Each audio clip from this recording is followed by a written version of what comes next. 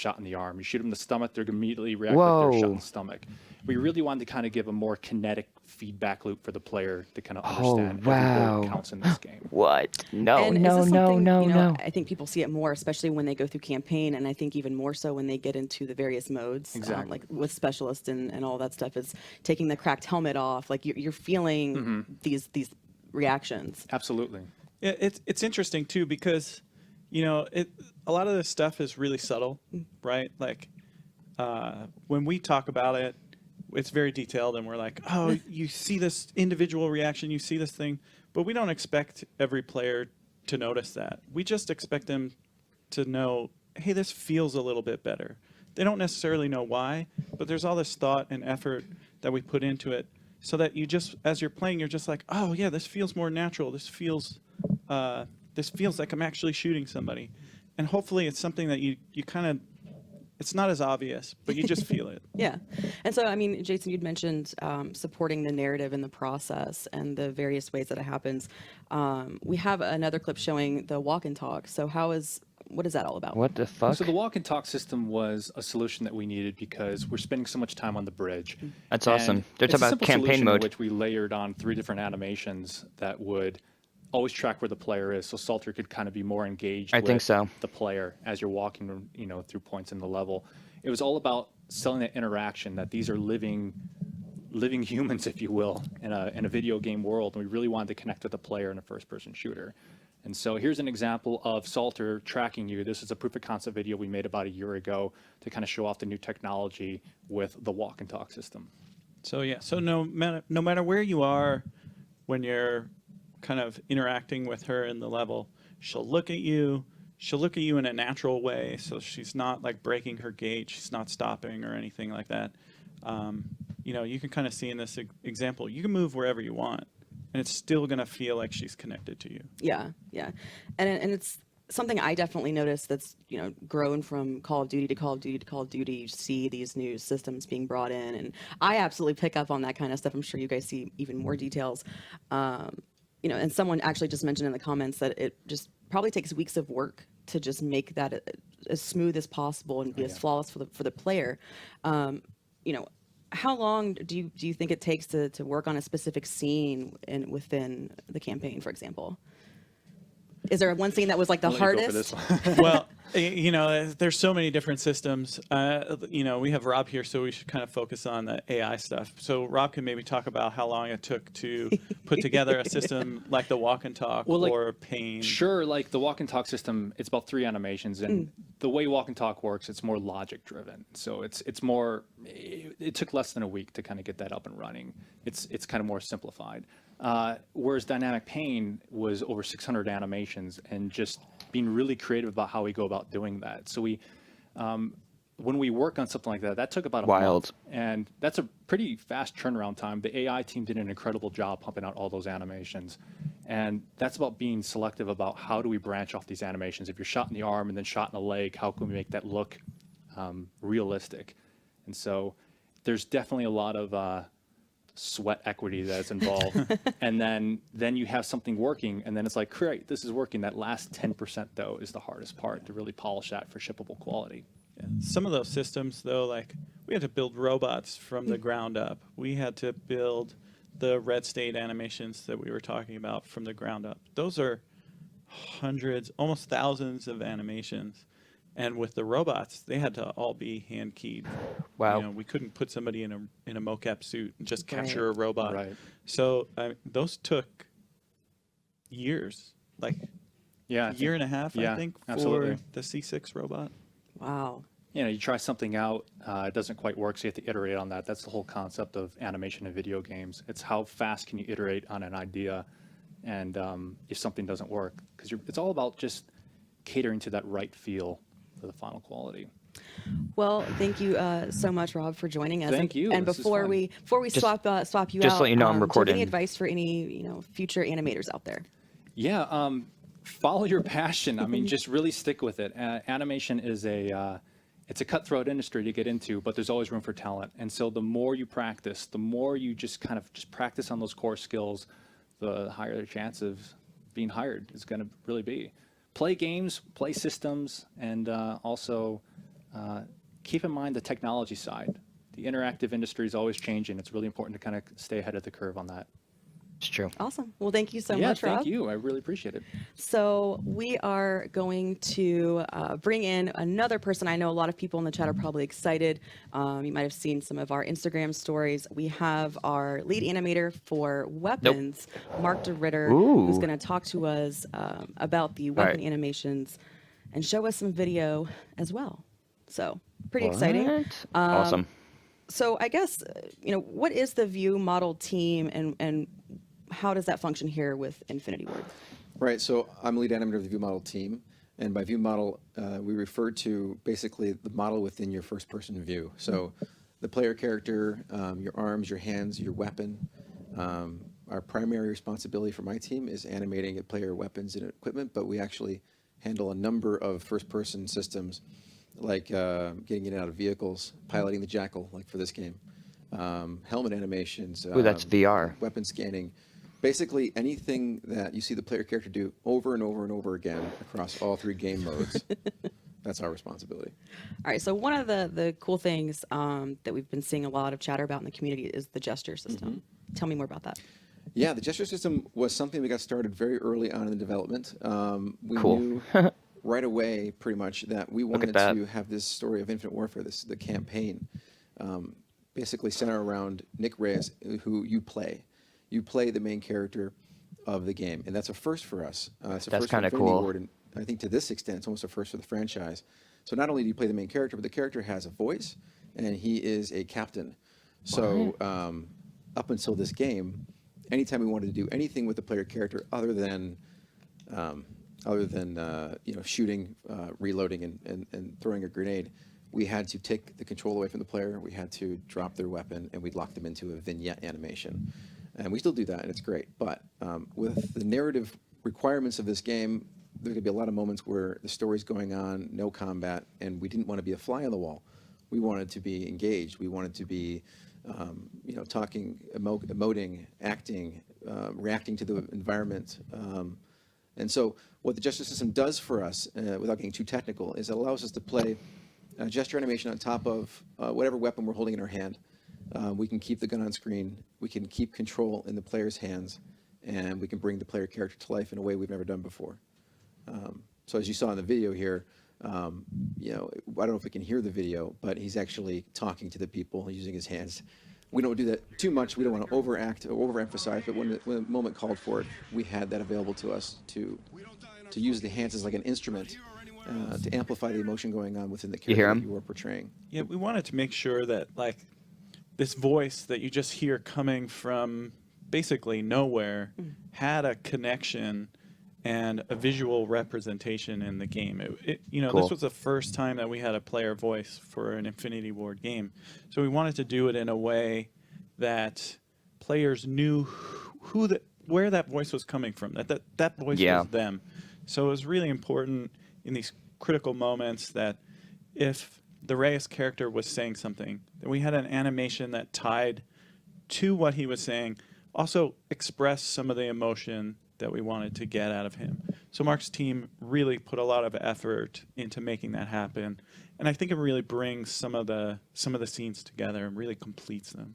Yeah, Cool. the gesture system's awesome. I mean, and I think that it's super successful. And for you guys, did it lead into any other new functionality or mechanics that are new to Infinite Warfare? Totally. So since we got started on it early in the development, it was like a tool in our tool chest now to utilize when it came to solving problems or coming up with new ideas, new mechanics, and whatnot.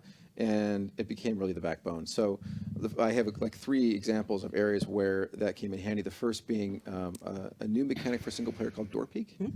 And I don't think a lot of people maybe not notice this, but early on in the development of our game, playing the rough levels, we realized there's a lot of doors in this game. Not only are there civilian doors, but you've got these big bulkheads. You've got airlocks, which have 2 doors to go through. And up until this game, if we wanted, the only tool we had available to us was to do these vignettes. Gun goes away, control goes away, you go through the door. It's fine, but after a while it gets repetitive. And so we thought, why don't we marry the gesture system along with this vignette, and we can have the gun stay on screen as you go through the door. So you can see we open the door, the hand stays on, the gun's on screen, and now you have a choice. You can peek slowly using movable cover and take out the enemies like we're doing here. You could kick the door down like Rambo if you wanted to. Or you can throw equipment in, like a flashbang or grenade, and then let that do its job and come in and clean up. But the idea behind this was, in previous games when you were sort of a voiceless grunt following Price or Hesh or Sandman, you got to see them do all the badass stuff. And now that you're the captain, you should be doing the badass stuff. And so we wanted these moments, to you to That's feel cool. like you are that Price character. You are the one making the decisions, going through and engaging the next room, and making the decision tactically how you'd want to do that. And some of this actually came from consulting with our military experts. They would talk to us a lot about how they pie a door, and basically this is pieing a door. It's breaking down all the angles very slowly and carefully and cautiously, exploring your way into a room. So it's kind of neat that, in talking to these military experts, we were then able to, take what they told us and put it into a game mechanic. Yeah. And it's actually I think it's one of my favorite things in the game. Yeah, they really provided a lot of inspiration for us. They told us about how they'd stack up on a door and they would choose someone to be the one to go through, and they literally called them, I think, the door bitch, and we used that line in the game. And Yeah. Selter calls one of the characters door bitch. So anyway, they You provided a mean lot so of inspiration. we just don't open every door with C4 anymore? No, exactly. Oh, all right. Data Breach 2.0. Yeah, right. So you had mentioned something about the left-handed throwing system. Yeah. Tell me more about that. Yeah, so, again, early on in development, we're now having some success with the door, starting with door, but with the gesture system. And the MP designer saw what we were doing. And they asked, hey, can you do gestures while having the weapon up on screen, fire the weapon? And of course, through door peek, yes, we can do that. And so they asked, well, can we redo how we cook and throw equipment, which has been pretty much the exact same mechanic since COD 1. And so the request was, try and use your left hand. Keep the weapon on screen so you can fire it and throw the equipment and cook the equipment. Like I said, up until this point, in Call of Duty, That's you would cool. drop your weapon, you pull the pin on the grenade, and you cook it off screen. And you get like this floating head, which never feels good from an animation standpoint. And then you throw with your right hand. But you're left vulnerable. And in our multiplayer, particularly this multiplayer, it's very fast. And we wanted the players to have some defenses That's Afghan. when deploying equipment. And so we gave it a shot, and as you saw, it turned out pretty well. So you can see he's cooking it, and the nice thing is you can actually look at the equipment that you have in your hand while you're cooking it too, and fire while you're throwing it. And I think it feels more fluid too. What gun is that, the NV4? Pretty happy with how it turned out. That's awesome. So speaking of multiplayer Oh, here we go. taunts. Mm-hmm. So something we're seeing a lot being used in multiplayer matches. How does the system tie into taunts? So at the end of the production cycle, we're having all this fun with gestures, and we thought, gosh, what can we do? Can we use gestures to bring personality and Wow. creativity into multiplayer? Let the players kind of have fun. Yeah. And so we created up to 50 or so Bye-bye. gestures that using the sh- gesture system, and we had a blast. This animated was just so much fun for us. We did everything from thumbs up to Little more fun ones like you're seeing wow. here. And the real joy for us is to see the video. What are you launching. even doing? These are clips I found online of people using look the at gesture this. system in a very creative way. These clips here, in particular, I should give a shout out to a YouTuber named Look up, DL5 or look up. DL55. I'm not sure how to pronounce it, but Wait he for had this it. hilarious video about the office.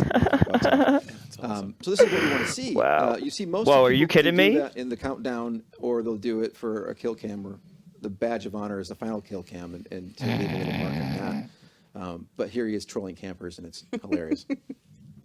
Yeah, it's so awesome because this is a way that you as a player can That's finally cool. express yourself, beyond the traditional teabagging or whatever. Like, this is a cooler way of doing it, and it's more entertaining in my opinion.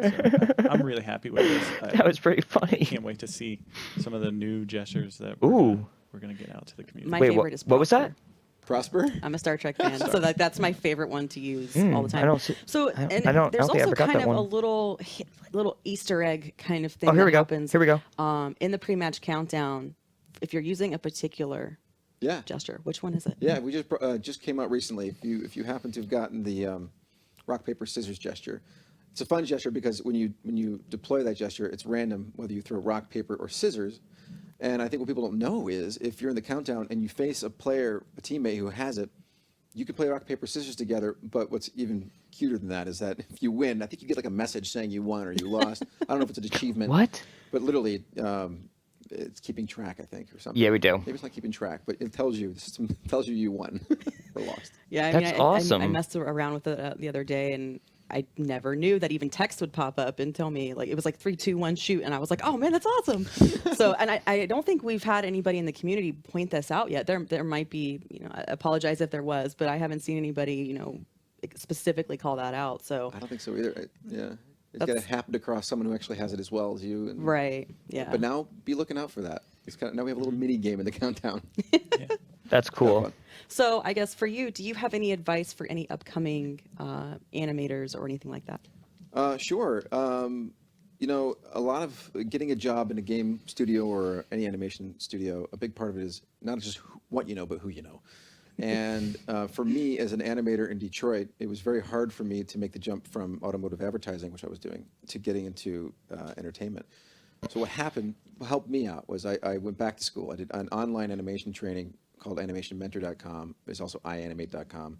If you're trying to get in and you want to learn from people who are actually in the industry, these schools will teach you, and you make connections. And it's actually FaceTime with these people doing it, and they remember you. And I got a break because my mentor was working on Ghostbusters, which I'm a huge Ghostbusters fan. I kind of stalked him. I said, if you ever need help, please. And I had to finish the game, and they were working their butts off, and he gave me a chance, and I got to remotely work from Michigan on that game. And having that on my reel, I think, was what the key was to getting out here to LA. Very So that's cool. my advice. Very, very cool. Well, thank you so much, Mark, for joining us. Thank you. And we are going to transition over and bring in another guest we have, Christina. She is going to be talking to us about motion capture, PCAP, and how that ties into to animation. Something that I think is just extremely fascinating. And we also have some other really cool videos to share with you. So 6-on-6 rock, paper, scissors. 6 on- Sounds amazing. Wow. welcome, Christina. Thank you for joining us. Hi, thank you. So what is your title and what do you do? Is that a on man? board? So I am the motion capture lead, and me and my team, we work together to both do all the capturing and post-processing of the motion capture in our game. So what is motion capture? So motion capture, and we also call it mocap a lot. So if you see that, that's kind of what we're talking about. So basically, mocap is the beginning of most of the animation processes here. We bring an actor to our stage, we mark them up with a bunch of markers, and then we have them do different motions, and then those motions end up in the game. Cool. So Show yeah, us. so this is a good example. This is just what our stage looks like, and this is us setting up an actor to get started for the day. So we take him through a series of simple Is that AI? motions That's in order green to screen. make sure that when we retarget all the data to a character, it looks pretty much like what the person was doing in real life. Right. And then when we're finished with the data on our end, we hand it off to animators, and then they take it and implement it to do whatever they need to do with it. So you showed this. We just saw the stage, and you guys are seeing it here. What is special about the stage in particular? So this stage we actually had custom built for our project. Once we came over to working on this new game, what we needed to do was have a stage that would be able to do a lot of performance capture, because we knew there was going to be a lot of storytelling in this game, and we wanted to make sure that we could do a lot of performance capture on this stage. So we had to build our own sound stage, essentially. So it's all soundproofed, and then we also have the motion capture volume in there. So we can do our regular motion capture in there, and we can do our performance capture. And we can also do audio. And we do regular, just plain Basically audio a recording. giant audio booth, which is really cool. So it was extremely important to have that to be able to strengthen the narrative within the game. Yeah, being able to do performance capture, which is where you have, the actor come in and you're recording the audio, the dialogue back. at the same time that you're also recording facial animation and you're recording the body. You get this really connected performance. You get the exact performance that the actor is giving you, and that goes directly into the game. So, it was super important in order to be able to tell the narrative story that we wanted to tell, that we have this kind of fidelity of performance capture. So what are we taking a look at here? So this is actually a sample of even more simple motion capture. This is a day when we were just doing the motion capture by itself with the stunt team. So there's no audio and there's no facial here, but what we are able to capture is a really amazing stunt, a really cool fight. And so this goes into the game and you see as the player, you would be sitting next to one of these characters in this shot. So you can see it really looks like a real fight because that's how we shot it. Just the way they would shoot a fight scene in a movie. These stunt guys came in and they do a bunch of rehearsing and they work out the best way to do a really good fight scene shot. We figure out where the player is and then we just do that kind of motion capture for it. So we also talk about performance capture. Yes. How are those different or how are they tied together? So as Jason was saying, the performance capture takes that element of motion capture, but then adds on the facial capture Right. and also recording the audio at the same time. So we're getting the lines, the face, and the body. So it's essentially like making a film. And I think one thing that it's important, I think, for players of the game to understand is they're acting, with no set. They don't have that feeling around them that they're on the Retribution or anything. It's all, props sitting in the booth. How does that play into actually the capture altogether? Is that something that's difficult for some of the actors to adapt to? Is it easy? How do you guys go about that, building the So set? It's really cool.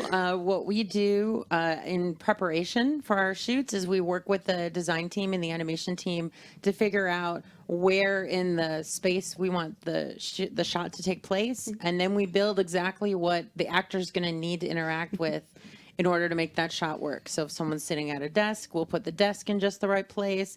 We'll tell the actor, okay, you come in here, you do your motion here, you come touch the desk here, you have your gun over there.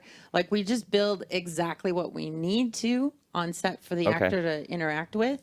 And then we also have a real-time, we call it real-time image of what the character is doing within representation of the set. Playing in some software, so the actor can look at that and see like how they are fitting into the Retribution. Like even though we might have just some boxes out there to say this is a desk you walk by, but they can look at the software and say, okay, I see these boxes represent my desk, Right. and I can see this door is over here based on like how they're looking at what's playing in the software. They're basically like little kids playing pretend, like that's what it boils down to. Actors, I mean, this is what they do. Yeah. They have to kind of be able to use their imagination to pretend that they're in a space that they're not really in. And we had a great set of actors working on this game. They did an awesome job, and we just had a blast all working together. It was like going out there and like, I don't know, they just have fun. Yeah, I mean, I was able to go over to the studio a couple times when Jamie and Brian were there, and just seeing the camaraderie between those two was amazing. And then even some of the little, factoids of Jamie always having snacks, and so that was always there, even on the set. Things like that. It was really, really cool. And so when we talk about the various elements that go in for the actor in terms of the facial, the suit itself. How long does this process actually take for some of the scenes, or an average day, and how much preparation goes into getting the actors ready for what they need to be doing? So generally at the top of the day, depending on how many actors we have, it usually takes about an hour to get everybody into their cool little mocap suit.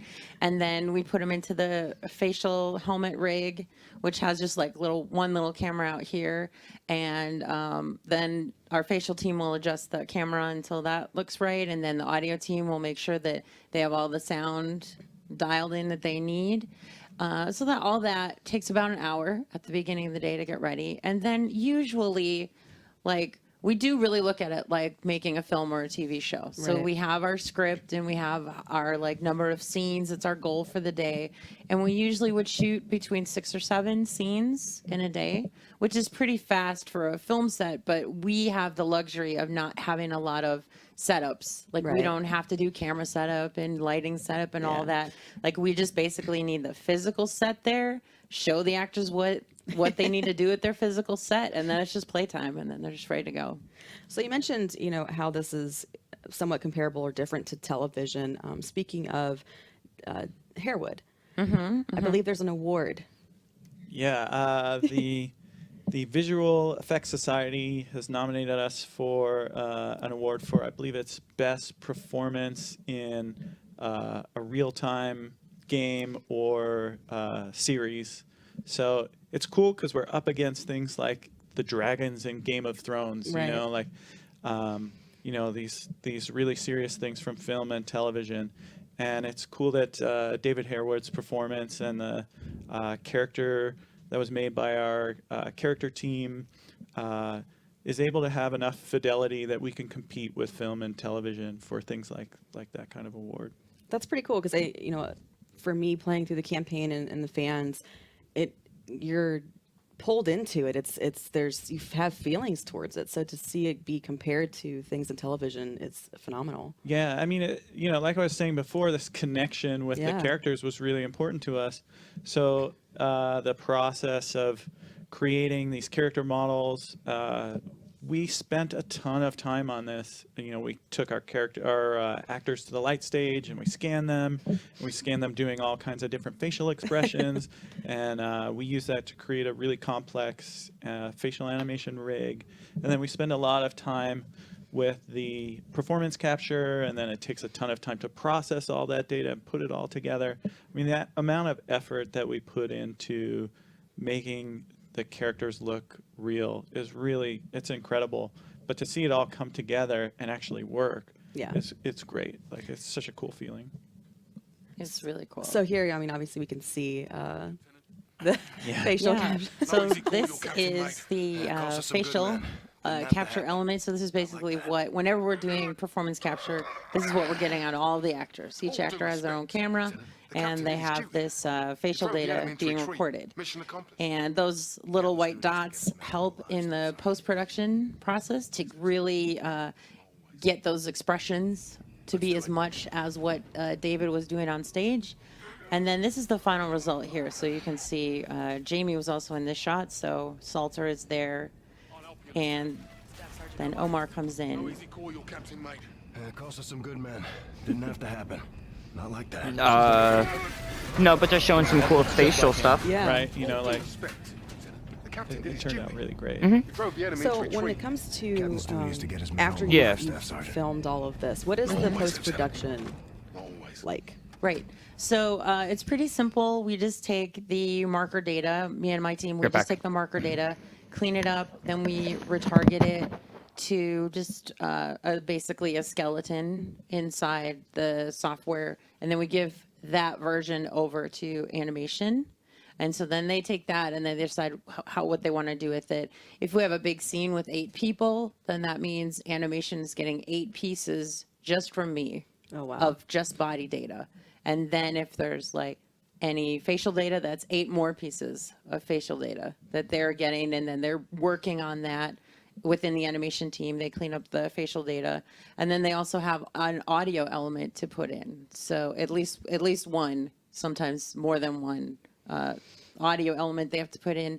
So they're essentially taking all these elements that we captured together and then making them all work together in post, which is just putting them all together is a lot of work.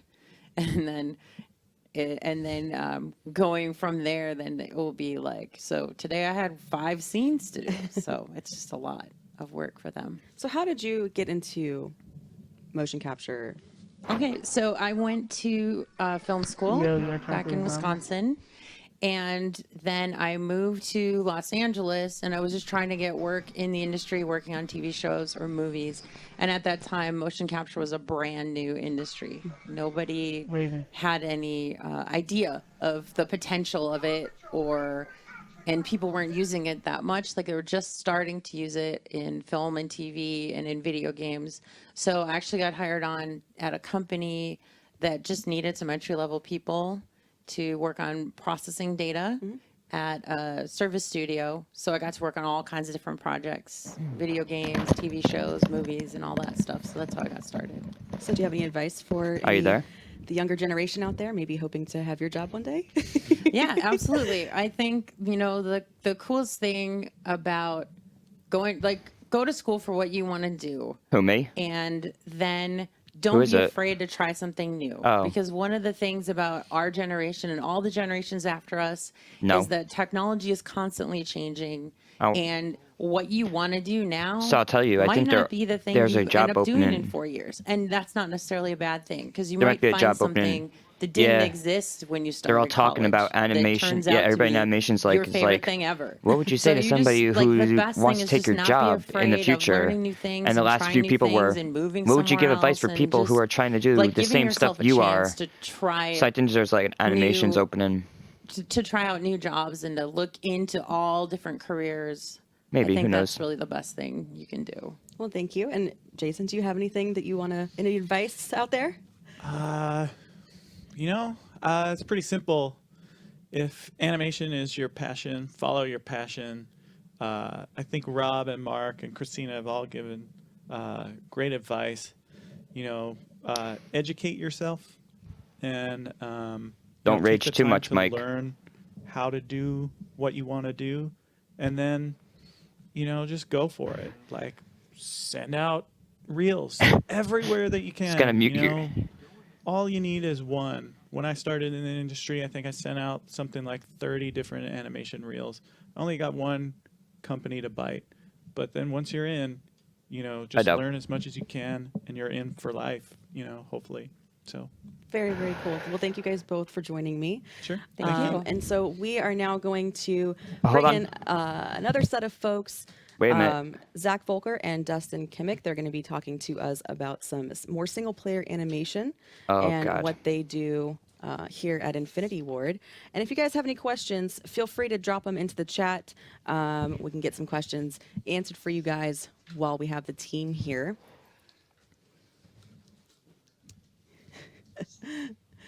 Welcome, guys. So go ahead and introduce yourselves and tell us what you do here. My name is Dustin Kimmick. I'm a senior animator at, obviously, Infinity Ward. Yeah, I'm Zach Volker. I am the single-player animation lead. So we've been showing some clips throughout the live stream, and I believe you guys have some clips to share with us as well. So what is something in the process that has just been out of Infinite Warfare been your favorite? What is there any scene or any specific moment that you just kind of hold near and dear? Well, I guess there's a few. There's a big scene in the beginning of the game where you're launched out of the ship in these moon buggies, and you go through this whole crazy thing. That was a lot of fun. The scene we're going to show today was pretty good too. That's like towards the end of the game. I mean, it's just I just like doing big, crazy, set pieces. Yeah. Basically, is. Yeah, for me, I think about, it's a very small thing. It's in the moon mission, and when you break the glass and the enemies get sucked out, the decompression, I could do that all day. Oh yeah, that's really Just fun. love seeing guys fly out there. All right, so we have what's the first video we have. What is the process for your team? I mean, you have you were with mocap. Oh, what the hell? What the? All right, what just happened? Meetings and animation, and then we have meetings to show the final animation and iteration. So No, it's really we're good. Work and then show and then tweak and rinse and repeat until we get to a place where we think, okay, you know what, that's good enough. We're going to leave that there. We think that's in a great spot, and we're going to come back to it later if we think it needs any updates or if we have time to do any more final polish. So this video might be an example of that. What are we looking at here? So this is like the earliest blocking of this scene in Heist where you get knocked down, you slide over here, and then one of your allies helps you up. And this was like after the first conversation with the designers what the scene would be. So I just put this together as quickly as possible to sort of see if this was going to work. And like in the original version, there was this ship here and then the Ret was going to come in and like shoot it with this like giant beam weapon or something. And so that's what this blocking was. Yeah, so we thought we'd step through what it looks like to work on a particular scene in single player. And so here we have a blocking pass. The idea was that you're on a ship, or towards the end, you're on the Olympus Mons trying to hijack it, and it takes a big hit and it lists. You slide off and you almost go over the edge, and then as you grab on, there's an enemy dropship there, and it's about to launch missiles into you. And then our Retribution, the good guys, come along and save us by pulverizing and blowing it up. But in true video game fashion, things changed. Right. Frags. And so this is pretty typical. We work towards building something. Frags, can and you leave the then, party? doesn't I'm always work out the way recording. we think it will. Story changes, designs change, and so we had to. Yes. Yeah. So Switch it here around. you see like with this version that we just saw, we shot a whole bunch of mocap of like various different actions that we thought we would need. Wow. So like sliding, a guy getting grabbed and hanging, and then we had the other guy who grabs him, and then basically all these little individual pieces, and then I think we have another video of like the really, really rough assembly of all of these pieces. I sort of like put them together, made the timing kind of work, and then kept it really rough. And that's what this is. You can see it's very, very rough. And and there's Salter helps you up, and then you would get control again, and then but then Well, actually, in this piece, one of the things that we did end up changing is here we had Salter rescuing you, and I think we had Brooks or Cash going over the edge, and Ethan rescuing him. So as you slid down, right here, boom, you would say, "Oh, here it comes! It's going to shoot us." And then you get saved, and you would look and see Ethan doing the same thing that is about to happen to you. yep. So then Salt came and helped us up and says, "Here we go. We got to get running." And then basically the scene sort of went on hold, and then a lot of things changed, and we sort of started over. So that's what this is. It's sort of the same like idea of the scene, but we no longer had the ship. In the story, the Retribution never got that weapon, so we sort of had to change the scene, but kind of keep the idea. And we also changed the person who helps you to Kashima to sort of like just kind of keep it a little simpler, and we removed the other characters falling off of the edge. And then this is the next sort of starting over rough blocking that we did. And and then, so you can see like, we shot some other mocap for Kashima, and then there's a lot of just hand-keyed animation that we did for the player, and then basically this is ultimately the version that we went with. There were a couple more changes that we sort of did along the way, but nothing really big changed after this. But this is the Save it. part that I think is one of the most fun parts of being an animator in Infinity Ward is that you got to be able to think on your feet, and the opportunity to sit and think, okay, this isn't working. Right. How do we bring it to the next level? What can we do? There's story changes, there's narrative changes, there's design changes that require a change in the scene. How can we take what we have and try to push it in that direction and make it better than we had it in the first place? And so this is an example of one of the challenges that we met that we had to overcome. And it's a lot of fun. Yeah. So here's the final, what it looks like in the game. Cool. Kashima boosts over, grabs you. That's and then kinda we cool. added this giant ship crashing into the building. Whoa.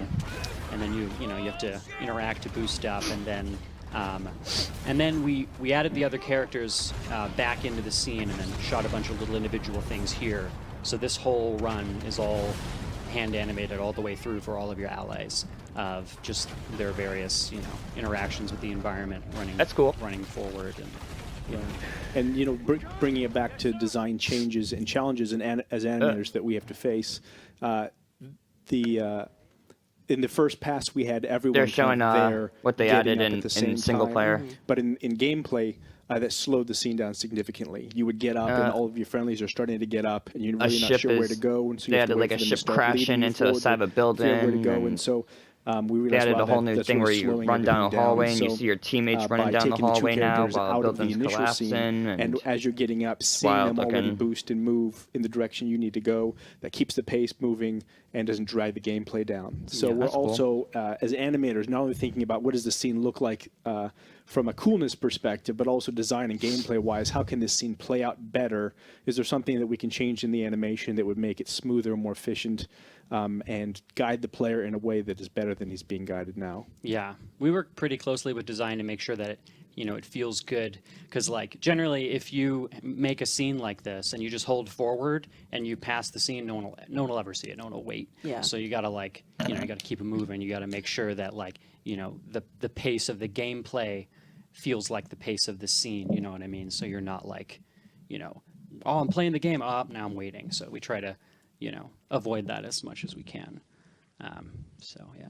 Well, we're getting a lot of really awesome comments in our chat saying how much they love the campaign. Awesome.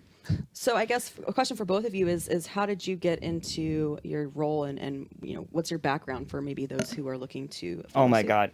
Another Just animation Sure, thing they're I talking mean, about, I've how to get a been- I've job. wanted Are to be you an kidding animator me? Forever, since I was how How many more as hints soon do you as I think they knew need I to could drop? have a job as an animator, I started just making stupid Flash animations and putting them on Newgrounds. I don't know. Yeah. Yeah. So, and and I just animated all the time. And then I went to school for animation, and and I love video games, and I always liked game cinematics. Always seemed like I remember the first time I saw the cinematic for Diablo 2. I was like, this is the greatest thing ever. I have to do this.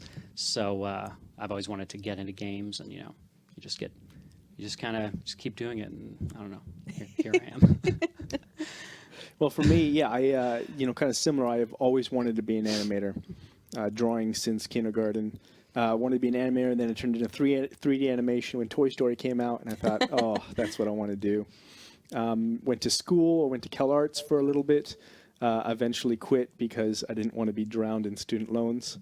And I was able to get a job. Actually, my first job was at Treyarch, Oh, wow. working on Minority Report. Wow. So that was a while ago. I think I used to And work then at really Treyarch. bounced around to different studios, doing some freelance, doing some film stuff. And then was finally able to come in 2005 to Infinity Ward. They were halfway through Call of Duty 2. So I worked as an animator for a few years, and then got promoted to lead, and been helping out the SP department since then. Very, very cool. Well, That's thank you awesome. both for joining me today and sharing all of this, these videos with us. I know I am completely envy everything that you guys do. So thank you so much for all the work you've put into the game. And thank you everyone for joining us today. Thank you for coming to check out the animation live stream. We have a couple of things going on today. We have Drop Zone, which I'm sure some of you guys just saw. And so keep your eye out for some patch notes for an update. We'll be putting those out later. And keep in mind, we have a live stream next Tuesday. We'll be talking everything zombies. Thank you so much. Bye. We sent men beyond our atmosphere, but the open space gave way to an insurgency. We will break that! Captain's dead. So who has the con, Gator? I believe you do, sir. Salt, you with me? Always. Captain's place is on the bridge. Not this captain. Not today. If you don't make that kind of choice, you have no place being in command. Turn the ship around! The pilot of this ship. It's my job to make sure that we get I back. gave you a direct order! Kill them.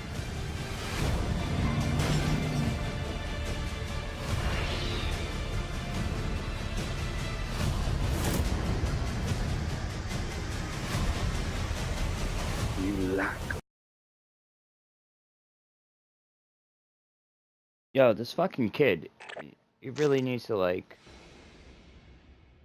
quit it.